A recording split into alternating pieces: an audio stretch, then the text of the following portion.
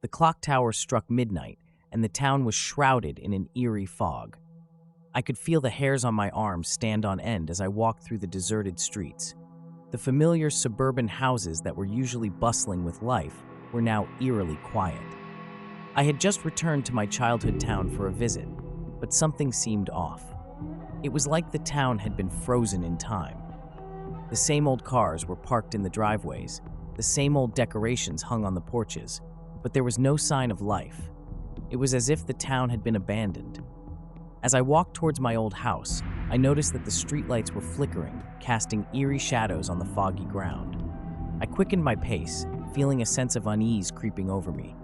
But as I approached my house, I froze in fear. The front door was slightly ajar, and there was a strange green glow coming from inside. I cautiously pushed open the door and stepped inside. The air was thick with a musty smell, and the furniture was covered in a thick layer of dust. My heart raced as I explored the rooms, but there was no sign of anyone. It was like the entire town had vanished into thin air. I couldn't shake off the feeling that I was being watched. Suddenly, I heard a faint whisper coming from upstairs.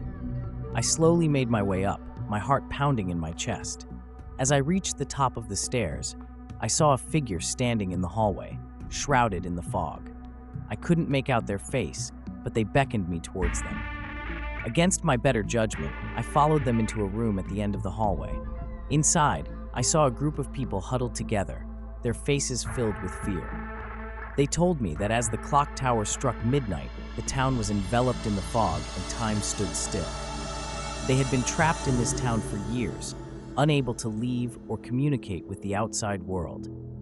But as they spoke, the figure that had led me to them suddenly disappeared into thin air. The group of villagers looked at me with fear in their eyes, and I knew that I was in danger. We heard footsteps approaching, and a voice whispered, "You shouldn't have come back." The fog around us began to swirl, and I realized that I was trapped in this town too. As the villagers and I tried to make sense of what was happening, we heard a loud rumble.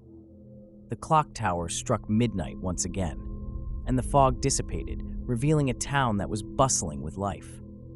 The villagers and I were no longer trapped, and we quickly made our way out of the town. As we reached the outskirts, we turned back to see the town disappearing into the fog once again. The next day, I read in the news that the town I had visited had been abandoned for years, and no one knew why. But I knew the truth. The town had been cursed, frozen in time, and those who dared to enter would never leave. To this day, I can't shake off the feeling of being watched, and I often wonder if the town and its inhabitants still exist in that midnight fog.